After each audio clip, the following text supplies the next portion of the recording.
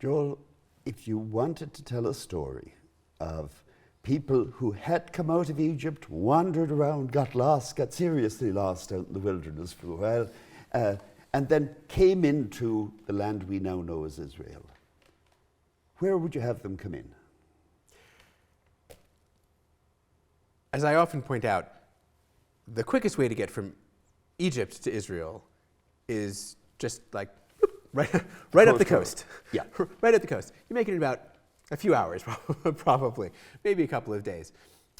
Every biblical tradition agrees that Israel entered Canaan across the Jordan, which means everybody's got to get them around somewhere to come in from the east.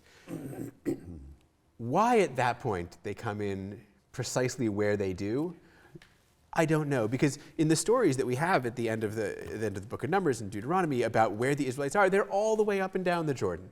They conquer the north, they conquer of the Transjordan. Yeah. They conquer Edom and Ammon and Moab, but they settle here. They settle on essentially Jericho as the crossing spot. Why do you think that is? Well, I wonder if it had something to do with a reenactment.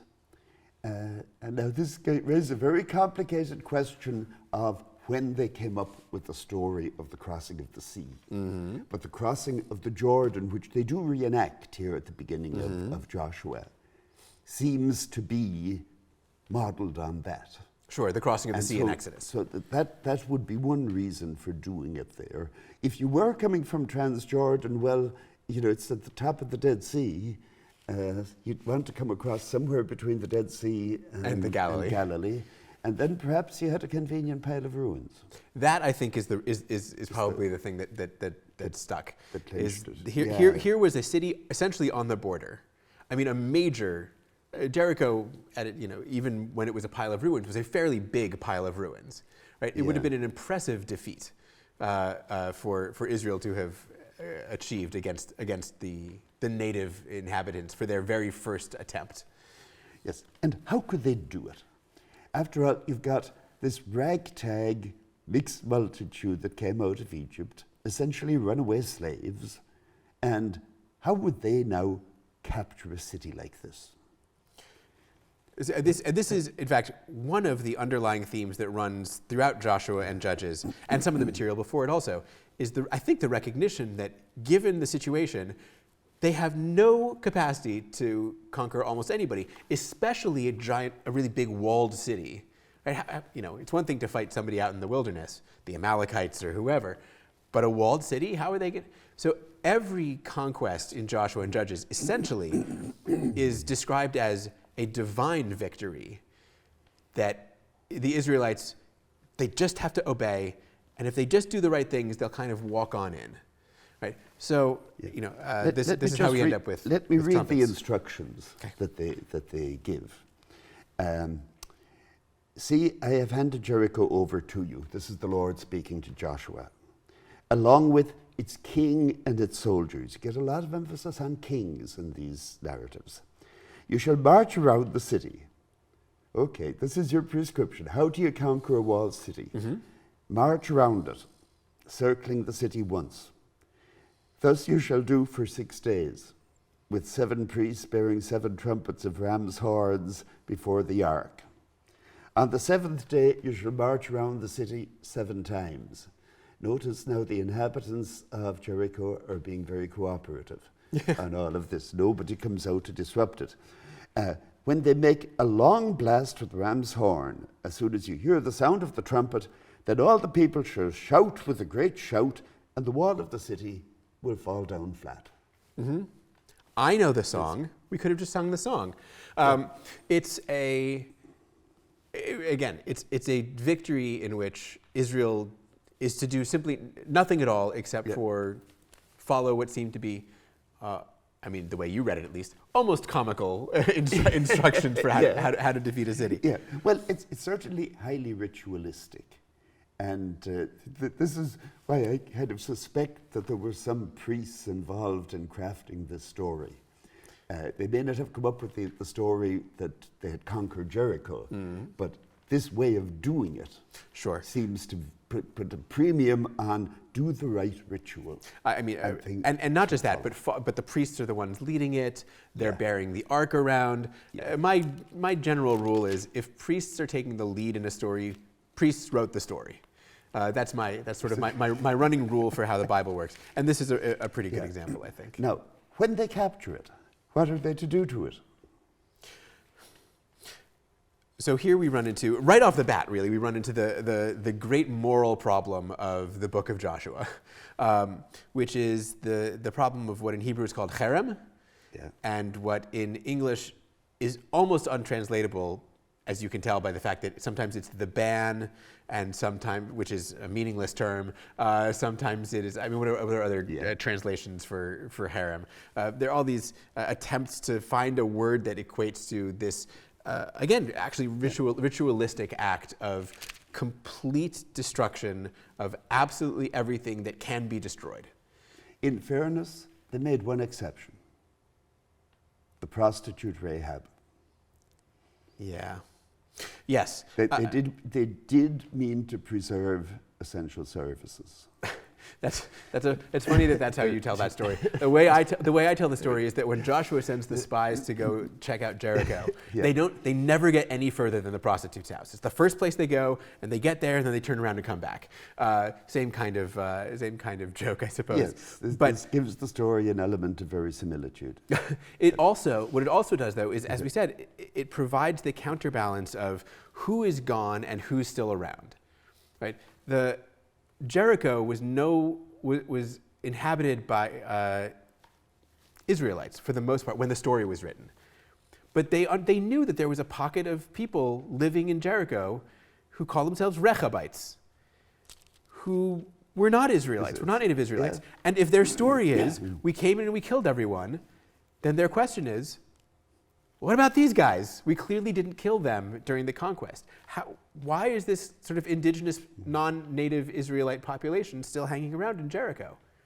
And the answer is, well, we were going to destroy everyone, but we made a deal with the prostitute, and yes, they're still around, but they're prostitutes' descendants. I think there's a little bit of that going on. There is a little bit of that going on too, yeah. Now, it also, it's kind of a loose thread in a way in the story. You could read the book of Joshua as a very nationalistic kind of document, where it's our tribe, anything we do is right. But there are always significant exceptions. Yeah. So that somebody, however implausible it may have seemed, the prostitute Rahab is going to come off looking good. And then you will have Israelites who screw up. So that it's not automatic. We'll come back to talk about this, I think, a little bit later as to is there an underlying justification for what they do? But this idea of a harem, now, this wasn't peculiar to Israel.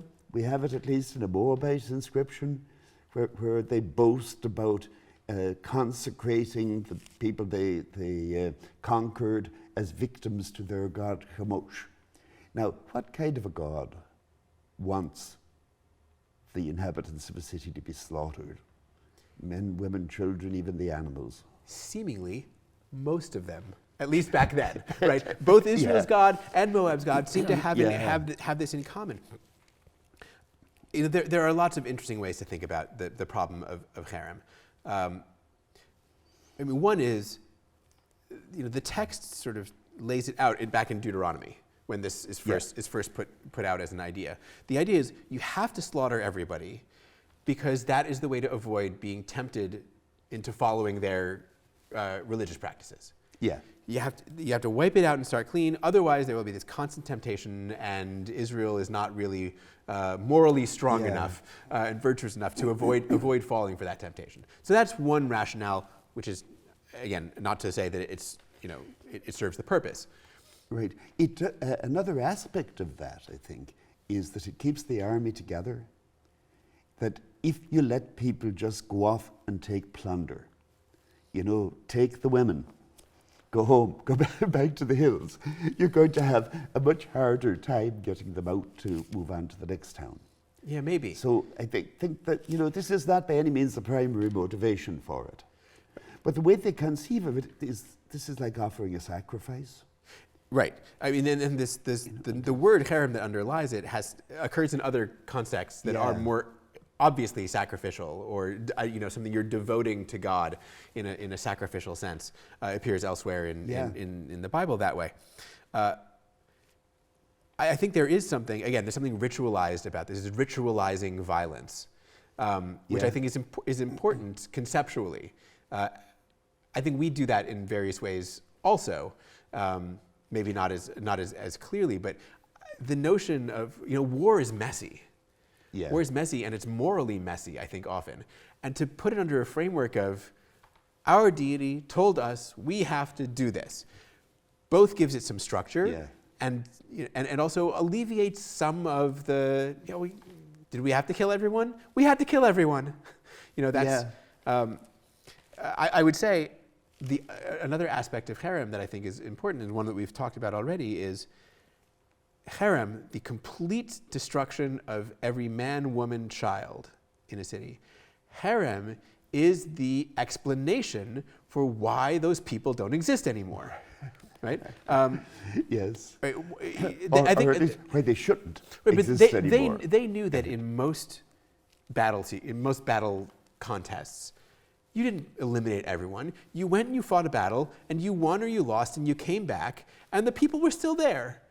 I mean, that's how everybody fought wars. Yeah. Even when we look at Assyrian victory, military victory inscriptions, and the Assyrian king says, "And I went wherever, and I wiped them out completely off the face of the earth."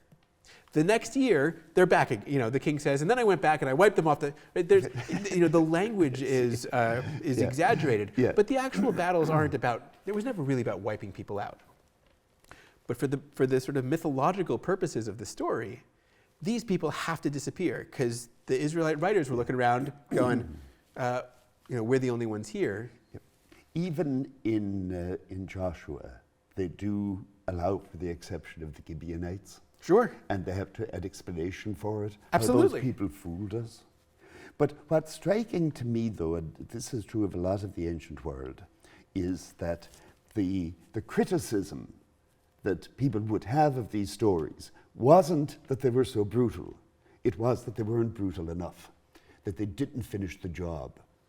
The great sin of the Israelites in the context of the conquest is that they didn't wipe everybody out. Right, and that's what we get that in Joshua 7 with the, it's not even about wiping people out there, it's just about taking a little bit of gold and silver for himself, right? Yes. So the failure to do this, failure to completely destroy everything, and it says this back in Deuteronomy, it says, you have to wipe them all out, and if you don't, you become the next target. The thing that I find striking about it is that in the modern world, we feel a little queasy about slaughtering everybody. Now, people do it in the modern world, maybe don't feel all that queasy about it, but we don't want to admit that we're doing it. In the ancient world, the emphasis seems to go the other way. Even at the end of the period of the Hebrew Bible, down in the New Testament times, you have the Jewish historian Josephus writing an account of the Jewish law for the Gentiles. And he says, the great thing about our law is we have zero tolerance. The punishment for everything is death. And so the main criticism that you'll find made of Joshua and his generation is they didn't do the job right. They left people alive. And that's why you're going to have ongoing problems in which will come up big time in Judges.